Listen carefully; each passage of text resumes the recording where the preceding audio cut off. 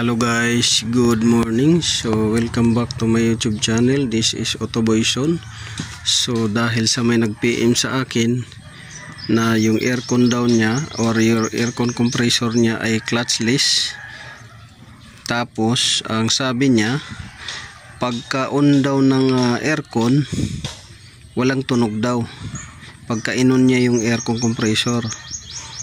Pero pagka pinatay daw niya yung aircon compressor ay tumutunog. So una, ito ay clutchless, so walang magnetic clutch dito. Yan, walang magnetic clutch. So pasensya na kayo guys dito kasi ito ni-repair ko lang to dahil walang mabili dito na itong lock nya, damper lock. So tawag dito damper lock to dahil nandito yung damper sa likod, ito yung lock nya. So ginawan ko lang yan ng paraan para magamit sa ibang unit para makatipid. So balik tayo doon sa point na ating topic. Ang sabi ng customer, pag on niya yung aircon, walang tunog. Pag off niya, tumutunog. So ano bang problema doon? Clutchless yun guys yung compressor niya. So una, pag clutchless yung compressor nyo, pag on nyo, hindi siya tumutunog. Pag on nyo, hindi siya tumutunog. Pero oras na pinatay ninyo ay tumutunog siya. Yung tunog na parang mayroong parang lagitik doon sa loob, naglalagitik. Una yan guys, dahil kulang sa compressor oil yung compressor nyo. So pag on nyo yan, so gagana yung ECB, electronic control valve, ito. So dadaloy ngayon yung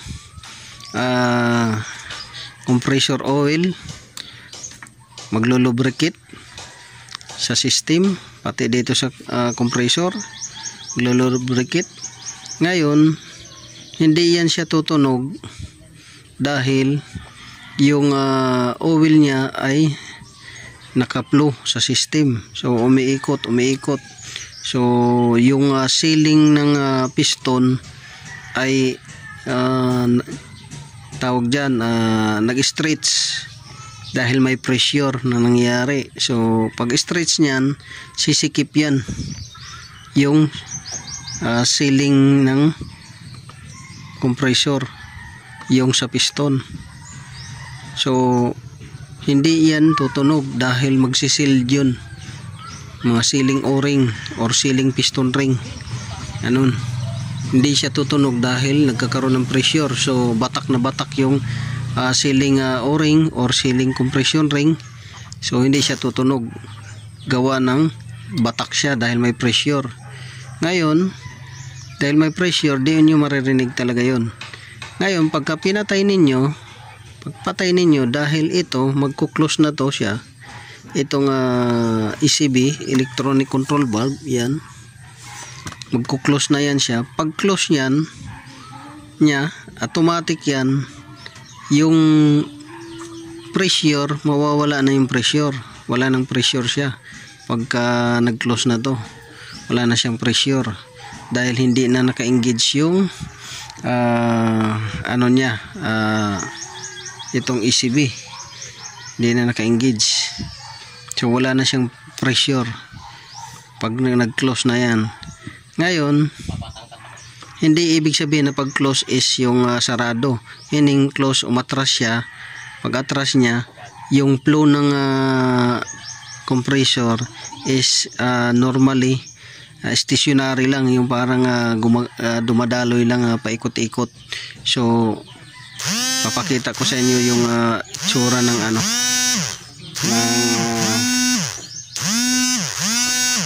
yung ECB valve, kung paano siya mag function.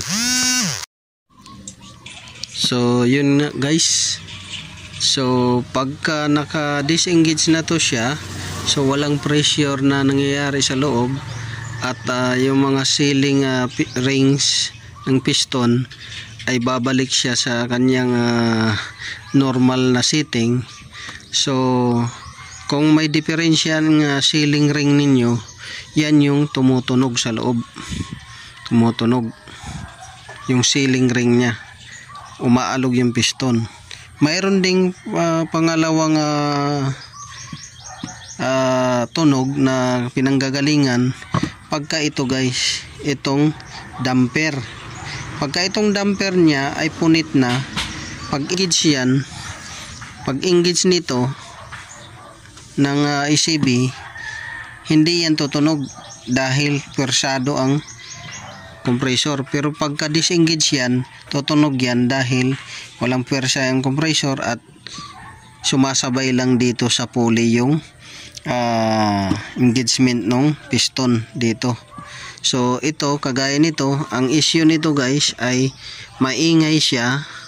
Ito maingay pagka disengage. Para kagaya nito, maingay ito pagka disengage dahil sira na yung lock niya sa damper dito. Itong rubber na to, damper to, sira na ito, naputol. So winildingan ko na lang yan. So ganito ang issue niyang yung nag-chat sa atin na customer natin.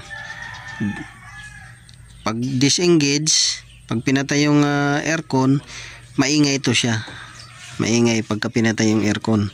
Pero pagka pinagana yung aircon, walang ingay. So ito siya, kita ninyo, wala na siyang ingay. Dati naglalagutok yan guys, may lagutok yan. So ngayon wala na siyang lagutok. Yan, kita nyo, walang lagutok. So yan, sana nakakuha kayo ng konting kaalaman tungkol doon sa maingay pagka nag-disengage. Dalawang ingay yan ang pinanggalingan dito sa may piston at yung damper nya. So nangyayari yan sa mga clutchless. So yun, this is Autoboyson. Sana nakakuha kayo ng konting kaalaman. God bless you all. So yun guys, so pagka naka-disengage na to siya, so walang pressure na nangyayari sa loob, at yung mga sealing rings ng piston ay babalik siya sa kanyang normal na setting. So kung may diferensya ng sealing ring ninyo, yan yung tumutunog sa loob, tumutunog yung sealing ring nya, umaalog yung piston. Mayroon ding pangalawang tunog na pinanggagalingan pagka ito guys, itong damper.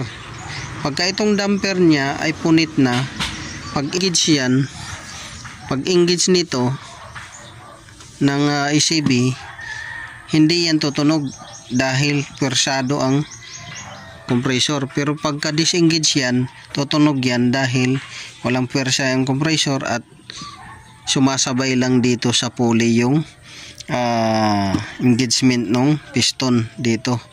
So ito, kagaya nito, ang issue nito guys ay maingay siya. Ito maingay pagka disengage. Para kagaya nito, maingay ito pagka disengage dahil sira na yung lock niya sa damper dito. Itong rubber na to, damper to, sira na ito, naputol. So winildingan ko na lang yan. So ganito ang issue niyang yung nag-chat sa atin na customer natin. Pag disengage, pag pinatay yung aircon, maingay ito siya, maingay pagka pinatay yung aircon. Pero pagka pinagana yung aircon, walang ingay. So ito siya, kita ninyo, wala na siyang ingay. Dati naglalagutok yan guys, may lagutok yan. So ngayon wala na siyang lagutok. Yan,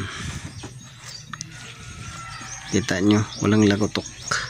So yan, sana nakakuha kayo ng konting kaalaman tungkol doon sa maingay pagka nag-disengage, dalawang ingay yan ang pinanggalingan dito sa may piston at yung damper nya. So nangyayari yan sa mga clutchless. So yun, this is Autoboyson. Sana nakakuha kayo ng konting kaalaman. God bless you all.